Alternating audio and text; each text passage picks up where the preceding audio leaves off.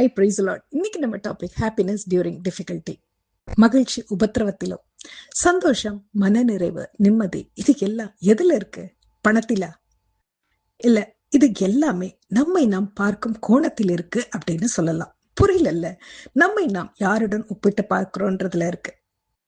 அந்த அளவுகோல் நம்மை நாம் அளக்கும் கோலாக தான் இருக்கணுமே ஒழிய மற்றவர்கள் நம்மை அளக்கும் கோலாக அது இருக்கக்கூடாது. நம் மகிழ்ச்சி நம் மனதின் நிறைவில் இருக்கு. எல்லாவற்றிற்கும் மேல் நாம் இழந்ததில் இல்லை, நம்மிடம் இருப்பதில் இருக்கு அப்படின்னு சொல்லலாம். புரியல, இன்னைக்கு அதை பத்தி தான் பார்க்க போறோம். அதுக்கு முன்னாடி ஒரு குட்டி தகவல். உண்மையான சந்தோஷம், மன நிறைவு, திருப்தி, இதை குறித்து பைபிள் என்ன சொல்லியிருக்காங்க அப்படின்றத பார்க்கலாமா? அது சங்கீதம் 37:5 இருக்கு. உன் வழியை கர்த்தருக்கு ஒப்புவித்து அவர் மேல் நம்பிக்கையாயிரு, அவரே காரியத்தை வாய்க்க பண்ணுவார் அப்படின்னு இருக்கு.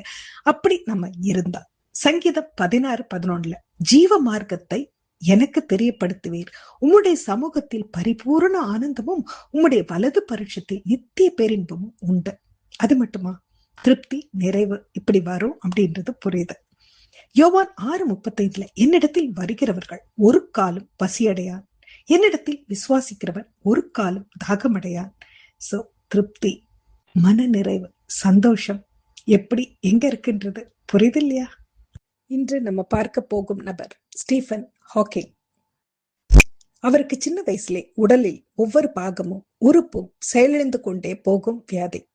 அவர் 20 வயதுக்கு மேல் இருக்க மாட்டார், 25 வயதுக்கு மேல் இருக்க மாட்டார்னு எல்லா மருத்துவர்களும் கூறிக்கொண்டே இருக்கும் நிலையிலும் எல்லாவற்றையும் கடந்து 60 வயதையும் தாண்டி வாழ்ந்து கொண்டிருக்கும் சூழலில், அதாவது அவருக்கு 63 வயது இருக்கும் போது 2005 ஒரு தொலைக்காட்சி நிகழ்ச்சியில் அவரை பேட்டி எடுப்பதற்காக வீல் சேர்ல கொண்டு வந்து உட்கார வச்சாங்க. அவருக்கு முகம், கழுத்து, கை, கால் எதுவுமே செயல்படாது. வலது கண் மட்டும்தான் செயல்படும். இப்படி ஒரு நிலை. அவரது வலது கண் இமைக்கிறாரா இல்லையா, அந்த கண் இமைப்பதை வச்சுதான் ஒவ்வொரு எழுத்துக்களை சுட்டி காட்டி அதை ஒரு பாடமாக மாற்றி, அதை ஒரு புத்தகமாக மாற்றி உலக புகழ் பெற்றவர் தான் ஸ்டீஃபன் ஹாக்கின்ஸ். இப்ப அவரிடம் பேட்டி எடுக்கிறாங்க. இப்போ உங்க வாழ்க்கை எப்படி இருக்குது அப்படின்னு கேக்குறாங்க. அவர் அந்த வலது கண்ணை அசைத்து அசைத்து ஒவ்வொரு எழுத்தாக தேர்வு செய்து பதில் சொல்கிறார். உங்க வாழ்க்கை எப்படி இருக்கிறது என்று கேட்க அவர் சொல்கிறார், முன்பை விட மிகவும் சிறப்பாக இருக்கிறது என்று. பேட்டி எடுத்தவர்களுக்கு அதிர்ச்சி. இந்த சூழலிலும் உங்களால் எப்படி இப்படி ஒரு பதிலை சொல்ல முடியுது அப்படின்னு அவங்க கேட்க, அதற்கு அவர் பதில் சொன்னதுதான் வெகு சிறப்பான பதிலாக அமைந்தது அப்படின்னு சொல்லலாம். அப்படி என்ன அவர் சொன்னார் கேட்கலாமா? நீங்க எதை இழந்தீர்கள் என்பதில் இல்லை, உங்கள் மகிழ்ச்சி. இன்னும் உங்களிடம் எது மிச்சம் இருக்கிறதோ அதில் தான் உங்கள் மகிழ்ச்சி இருக்கிறது அப்படின்னு சொல்லி முடித்தார். இன்று நம்ம பார்க்க போகும் நபர் பவுல்.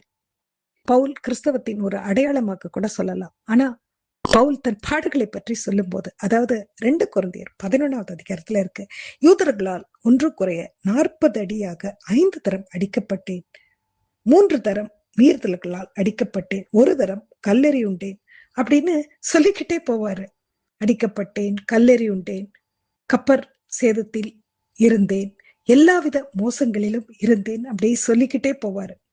அப்படி சொல்லிக்கிட்டே போறவரை நான் மேன்மை பாராட்ட வேண்டுமானால் என் பலவீனத்தை கடுத்தவைகளை குறித்தே மேன்மை பாராட்டுவேன்னு சொல்றது மட்டும் இல்லாம, கர்த்தர் எல்லா தீமை நின்றும் என்னை ரட்சித்து தம்முடைய பரம ராஜ்யத்தை அடையும்படி காப்பாற்றுவார்னு தைரியத்தோட சொல்றதையும் நம்ம பார்க்கலாம். அது மட்டும் இல்ல, பிலிப்பியர் 4:11 நான் எந்தவித நிலையில் இருந்தாலும் மன ரம்யமா இருக்க கற்றுக்கொண்டேன் அப்படின்னு சொல்றாரு. அது மட்டும் இல்லாம பிலிப்பியர் 4:13 என்னை பலப்படுத்திக்கிற கிறிஸ்துவினாலே எல்லாவற்றையும் செய்ய எனக்கு பலன் உண்டுன்னு அவர் சொல்றதையும் நம்ம பாக்குறோம்.